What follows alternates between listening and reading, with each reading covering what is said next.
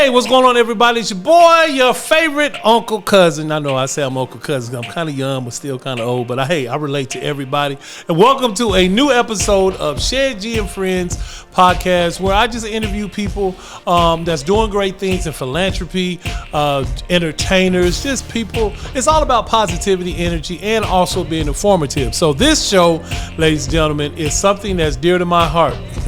I'll tell you why that's equivalent later. But we're talking about heart failure. We're talking about heart disease.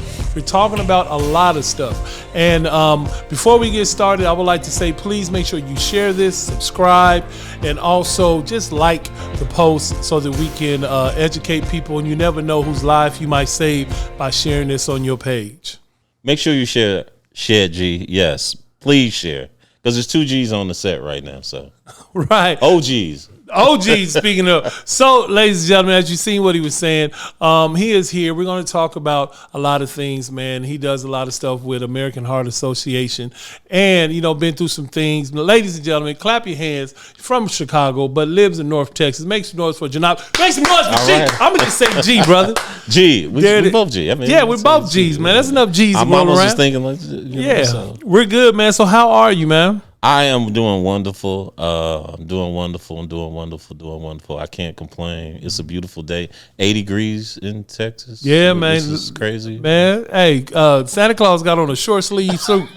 He got a short sleeve suit on. So that's what we're talking about. He got a short outfit on? A short sleeve suit with some shorts. He got everything. The reindeers, they got on short. They got Bahama, man. Look, it's hot out here. Boots on, not there the real boots. Boots. Okay. There it is. Every kid getting a toy because it's going to be easy. Ain't going to be no snow delays, nothing up north and in Midwest. They got to bundle delays. up here. Man, yeah. So that's what we're doing. So we're going to get straight into it, man.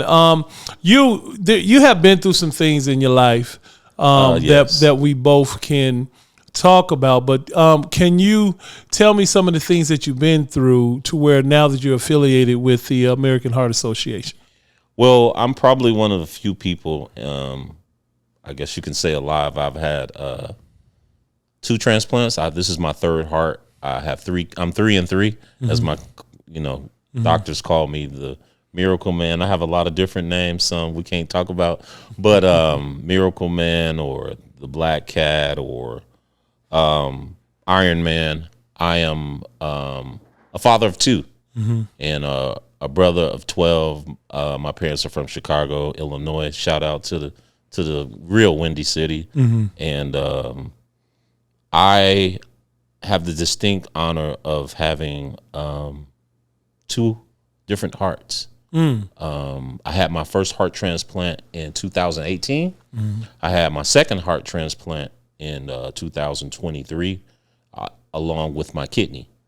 I'm also, I guess you can say, ambassador for UT Southwest, Southwest Transplant Alliance, American Heart Association, Medical City, Parkland.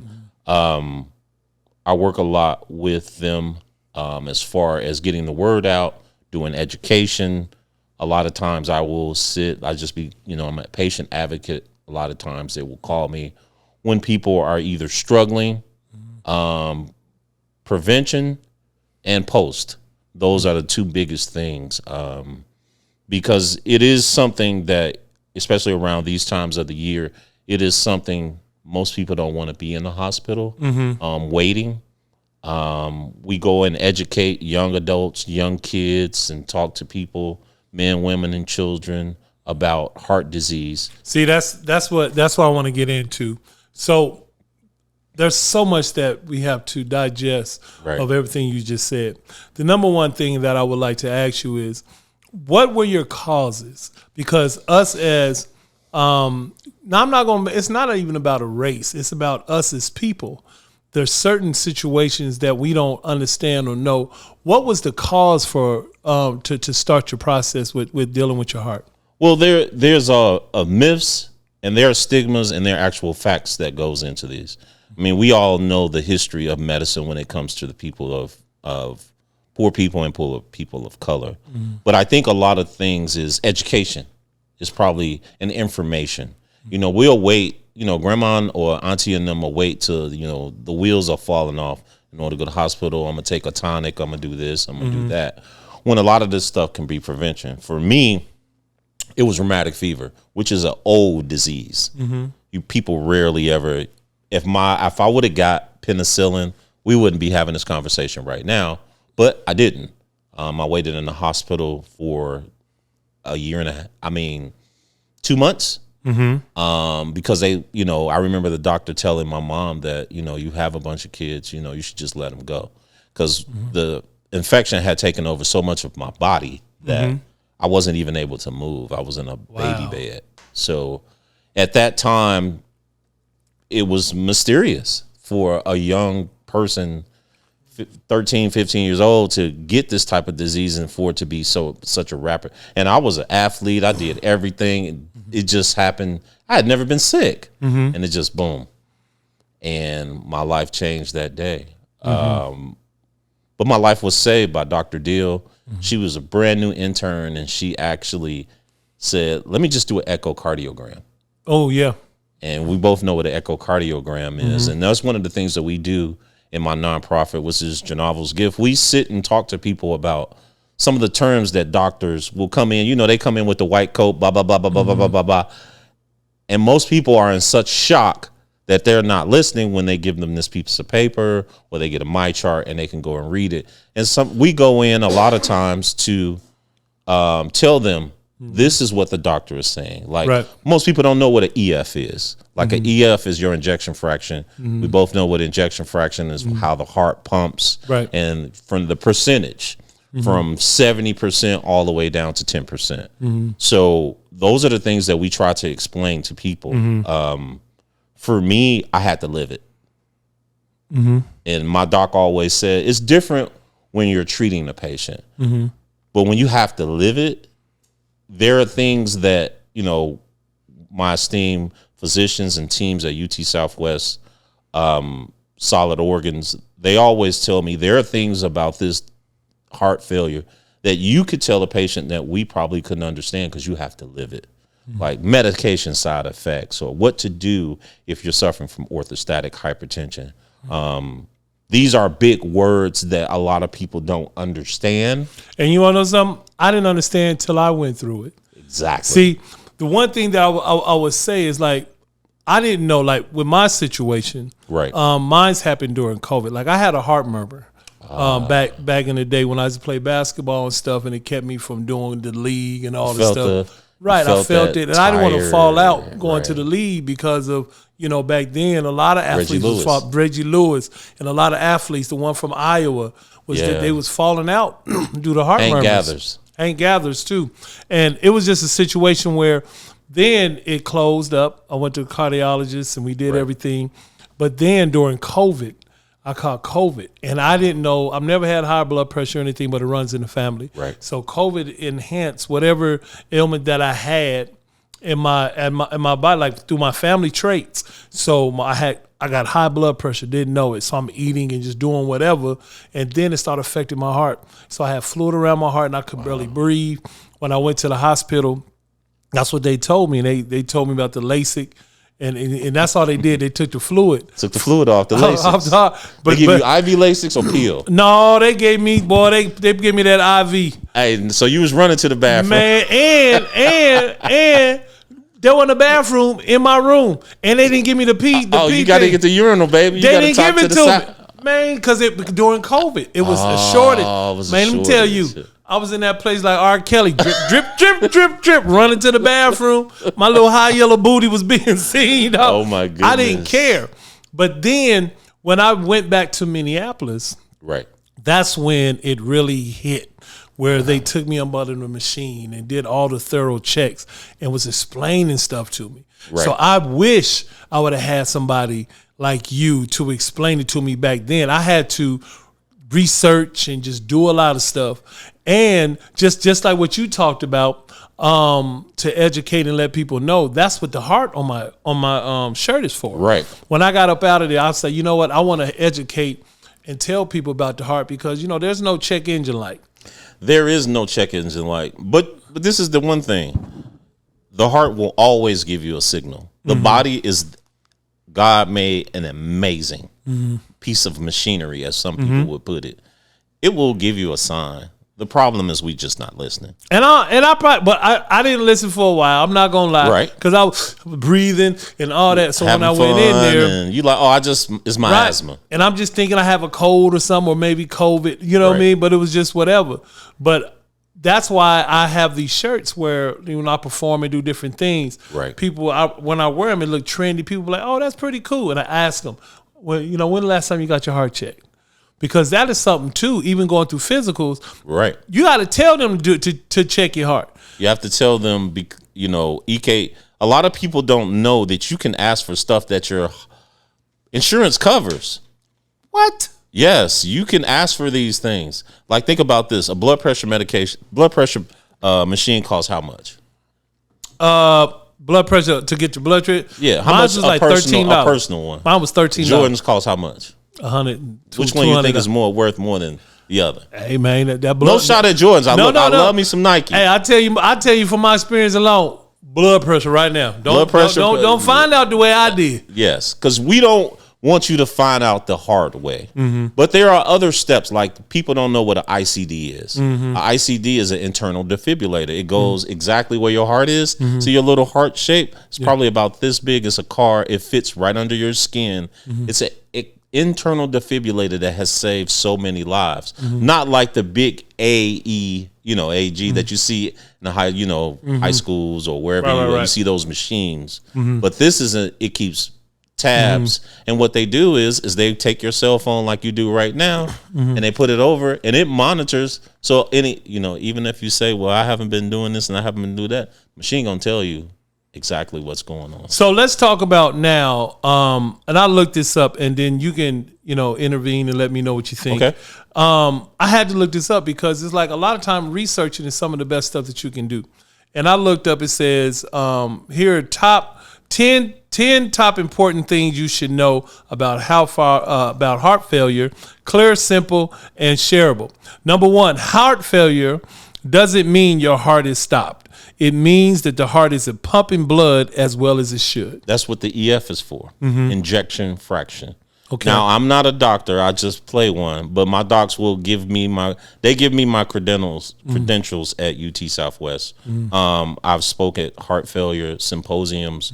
But I believe that it's a team effort. That's when I always say team, because I always say, Doc, you guys are great. They say, no, you're doing all the work. We just guiding you. And with people, the thing is you take this blood pressure. Say you have this scope and you say your blood pressure may be a little off, or the machine beeps. What's wrong with picking up a phone call, sending them my chart and say, hey, Doc, I'm had this blood pressure. I want to come in and get it checked. That's the first step. Okay. Because we want prevention. Right. And that's why I'm reading these. Let's go to number 2. Okay. Number 2, it can develop slowly or suddenly. Some people notice symptoms over years. Others experience rapid onset. Rapid onset, and sometimes, unfortunately, we know we have widowmakers. We have the rapid response, because they have rapid response teams in the hospital. But I think keeping an eye on these things is normal. Like when you sit for a long period of time and you stand up and you feel lightheaded, it's called orthostatic hypertension for a reason. Right. There are little bitty signals, your foot swelling. You know how sometimes people grandmama and them, my foot swelled up like 2 Suzy Q's.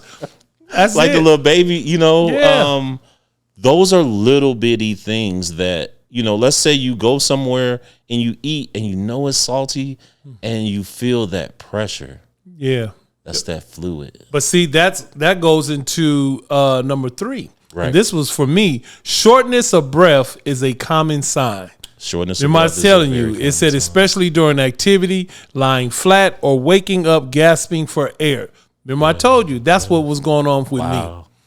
And that's a good thing. Number 4, swelling, like you just said, is a warning sign. Fluid buildup can cause swelling in the feet, ankles, legs, abdomen, or even sudden weight gain. Sudden weight, 2.2 pounds. That's what they always tell us. Right. Like sudden, let's say you weigh yourself in the morning. And another thing is getting a scale. I know people like, well, getting a scale is really important because you got the blood pressure. Let's say you put on 2.2 pounds overnight. You haven't drinking anything. That's fluid retention. Why not make a call to your doctor and say, hey, this is some of the things. And people say, well, you don't want to scare people. I would rather you do prevention. And we know what it's like to go into a hospital room and somebody tell you we have a problem. Right. Some people don't even get that chance. But see, you know what I got? You speaking of the scale. I have this scale, and I'll put it in the link below that works perfect. It connects to the app. Okay. It connects to an app, and you'll stand on it. It lets you know your weight. It lets you know, because it has the sensors, just like what it is, that you know just a lot of stuff what you have going on with your body. Right. I mean, it turned colors too. Man, when I had gained weight, man, it turned red on me. Oh, man, as hell. First of all, I bought you. You didn't buy. I'm pointing down at the scale, but it keeps you. It lets you know. Yeah, it lets you know. Definitely. Another thing it says, fatigue isn't just being tired. Yes. Feeling unusually exhausted can be a key symptom because organs aren't getting enough oxygen-rich blood. That is a big thing, especially being athletes. You know how coach be like, oh, you got to suck it up. Yeah. But your brain is telling you, and your body is telling you to stop. For me, it was just like I still played sports, and I should have been playing sports. But technology has gone so far because think about it was so many athletes, just not male, but remember, it was Olympic athletes dying. I mean, Jack Joyner and Kersey. Yeah. So those are things that I believe that it's an investment. We think we all are on the clock. Yeah. But it's so scary to see somebody come in when luckily they can come in. Unfortunately, most people don't get that opportunity. Like my father died on a golf course. Every time I don't know if you know it, every time you talk about golf, I think about my dad. But I actually could play golf. We got into an argument one time because he was like, you could play. How come I just didn't like the sport? And you got to love the sport. Yeah. But I had a friend just recently just passed, found her in the kitchen. One of my friends, we were playing cards and we all, waiting for him to show up. His wife said she just felt like she needed to lose weight because most people don't know, and we'll get to this. Men and women have heart attack symptoms are a little different. And all these things that you can always look up. Is there a certain website people can look up? American Heart Association. There it is, American Heart Association. Make sure you go to the website. Let's move on to the next one. Number 6. This is what another one was because I didn't know. High blood pressure is a major cause. Uncontrollable blood pressure makes the heart work harder every time. The heart is a phenomenal muscle. It's not like any other muscle. Think about this. If your arms worked out 24/7, what would you look like? Yeah. You'd be yoked up. You'd be Suge Light. I'd be Suge Light, boy. Give it up for Suge Light. You'd be looking like The Rock and everybody else. But the heart muscle is designed. A healthy heart will lay down like chicken breasts. But a scarred heart will stand up straight like your cell phone. And I want you to think about that because that scarring, it causes almost a calcification. So it hardens it. Wait a minute. It causes what? Calcification. Somebody been reading. Boy, somebody got them big words been reading called calcification. So, and I always tell people, look, I'm not a physician. I work with physicians. Go and look these things up. Ask your physician. Some people a lot of women have menopausal symptoms. And they think, oh, it's menopause. I'm just hot on this. And their heart is racing and they looking at their clock. Oh, my heart is racing. But say you at 80 beats and then you shoot up to 120 beats and you haven't moved. And see, that goes into something else. Number 7, heart failure can affect anyone. That's why I say it's not a black or white thing. It's anyone. It's anybody can be affected by heart failure. It impacts men, women, young and old. Though risk increases with age with other conditions. And that's what you were saying when you didn't know and you were young and all of the stuff that has happened, boy. And my parents didn't know. But another thing is that it comes in so many different forms. I mean, somebody could say, it's hot as Hades, it's hot outside in Texas.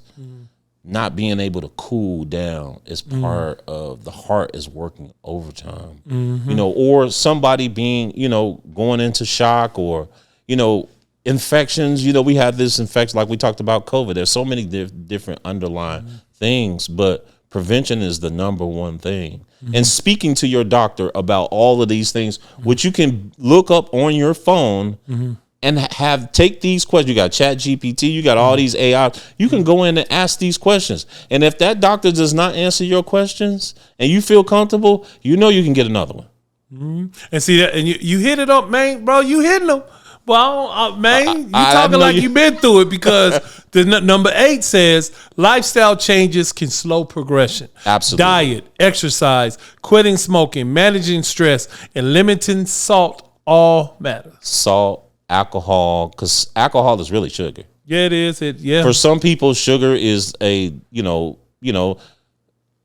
some people say, well, red wine. Like, I haven't had a drink since I think 1995. Really? Some people wasn't even born then. Your last drink was a St. Ives, wasn't it? Boone's special Farm, brew. Boone's Farm. That's what my boy said. Coke 40, Big Bear, something like that. Cisco.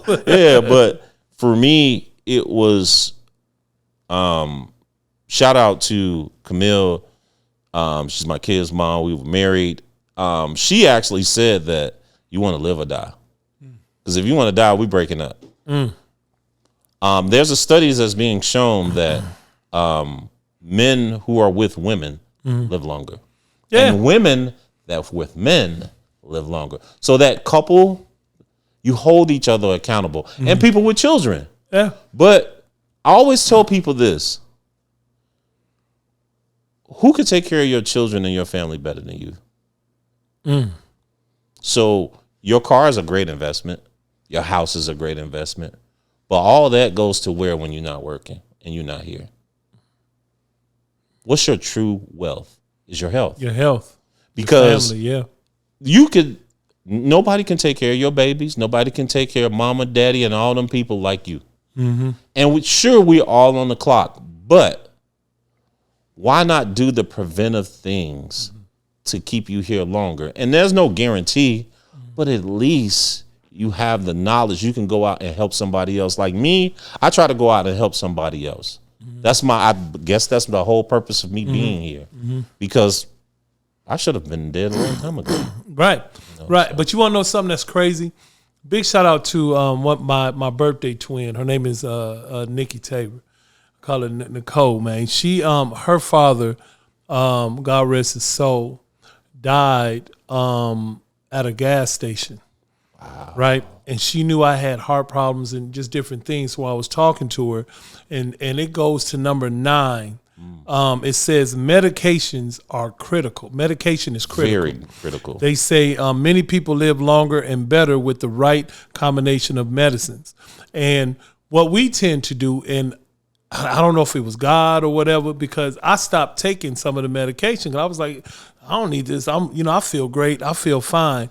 Her father passed because he really stopped taking the medication.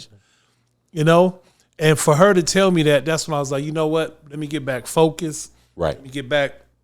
This is what I'm about to do. Medication, you have to figure out what works for you. Because some medications may not work for, what works for you may not work for me. That's why you do the blood work. That's why you have a team that looks into these different things. Like Lasix, everybody know that IV Lasix. Look, if you ain't got a urinal, you gonna go. Oh, I went. The nurse gonna have to say, baby, it's okay. They pat you on the shoulder. It's okay, baby. You like, wait, I'm a grown man in this moment. I told him straight up. I'm like, I'm a runner. I'm a track star. I was gone. And sometimes you can't make it. It's like it didn't. Your body is like, hey, dog, look, let's go. I tell everybody, man. I don't know if you ever heard me tell people this, but P is undefeated. It is undefeated. He is undefeated. You can sit there, legs closed, trying to hold it in. Man. And guess what it say? You let that one little drip. It is out. I know plenty grown men with panty liners. There's plenty grown men be riding around with penny liners because P is undefeated. Hey, look, it's but that fluid, getting that fluid out is so important. How did you feel when you got that fluid? Well, if I did, I felt so when I left there. Like once the fluid started coming out, right. Number one, my breathing got better. Absolutely, and everything. I was like, okay, I can breathe again. So then, what made it even better is I was so conscious now. That's why I say knowledge is power. Yes. That's the one thing that we wanted to do. The reason why I wanted to do this is not only to bring awareness. That's what I was saying. When last time you got your heart checked? And you just ask people, and because once I start figuring it out, it was like, oh, okay. All right. So then I went back that following year, and the lady was like, whatever it is that you're doing, continue to do it. That's you right. Lost weight. Your blood work look good. We're about to reduce diet, exercise. We're about to reduce your dosage. Yes. And just different things. So I'm like, okay, it's working. And just doing all of that. And then we're going to get into number 10. Right. And this is the final one. It says early detection saves lives. Knowing your heart health and getting regular checkups can prevent serious complications. And that's what I'm talking about. So once I went in and they told me what was going on, and it made me be conscious. It's like I don't have any children, right? But I have nieces and nephews that I love dearly, and my sister. Which they have genetic testing now. Yep, yeah. And see that's it. I told them about my situation. Right. So I was like, go get your heart checked. Go do what you do. And you see how I be wearing the shirts. Right. Where you can purchase the shirt if you go to my link tree. There's different things. Make sure I get mine, but somebody got me last time. Yeah, somebody stole it. Well, hey, that's a shirt I'm willing to give you because they got it so they can get their heart checked. But the crazy thing is, with me doing this, I can honestly say I saved my friend's life. Yes. Because my boy Ram, he's from Minneapolis. Met him in Minneapolis. He's in Florida now. Right. Him and his wife got married. I love the guy, man. Been my friend for like 15 years. And I had it. I was on social media. And I was like, yo, when last time you got your heart checked? And I was showing my shirt and all that stuff. And he went, he was going to his physical, and I had said what we talked about. Right. If you're going for your physical, tell them to check your heart, though. Get the EPK, just do whatever they got to do for you. He went in there, and then he hit me, and he had like a blockage or something that was about to come. It was getting worse.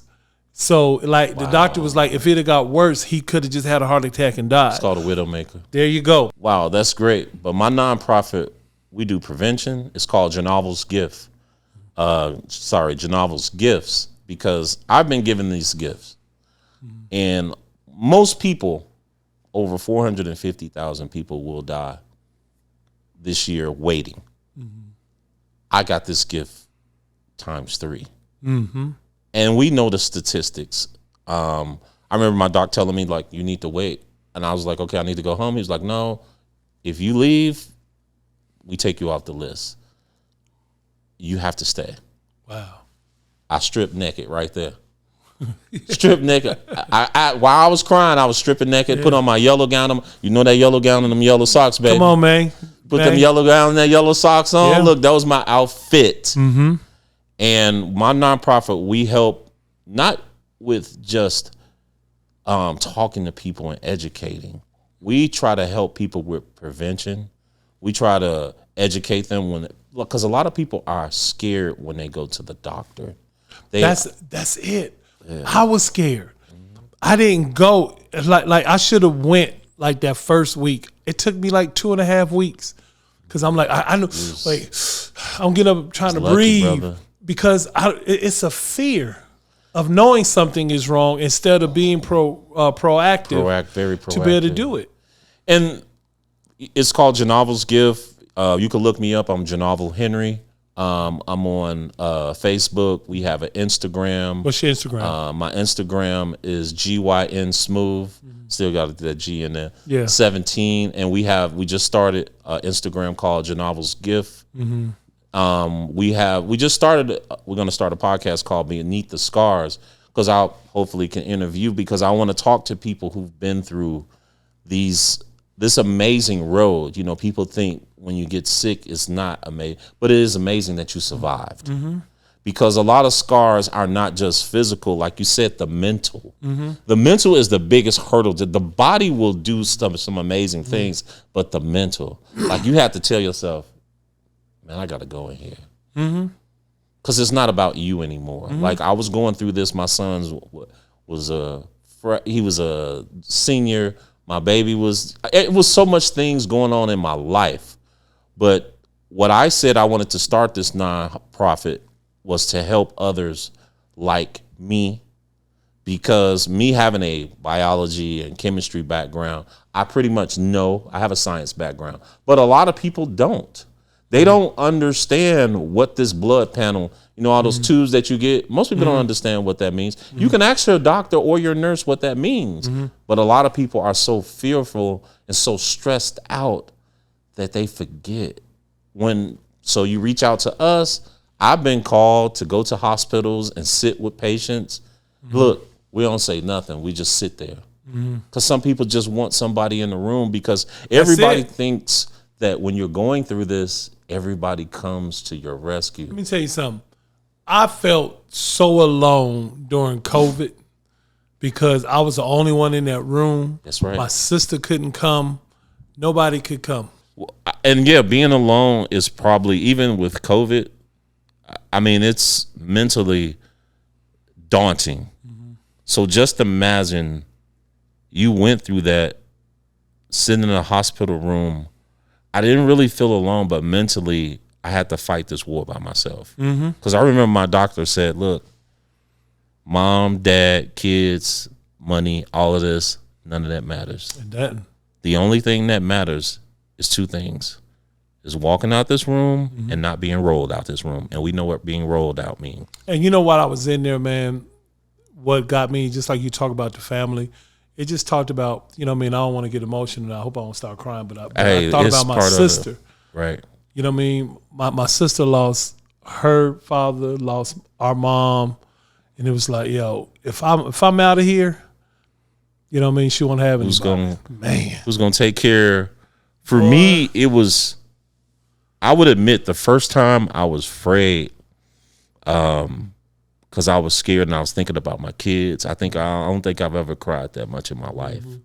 I think my tear ducts probably got closed off and wired shut. I was dehydrated. From tears. From peeing and crying. I think I got down to 115 pounds. There's a picture of me, and I'm standing by my brother. My mom saw that picture about a year ago, because I went into atrophy when you're in that hospital.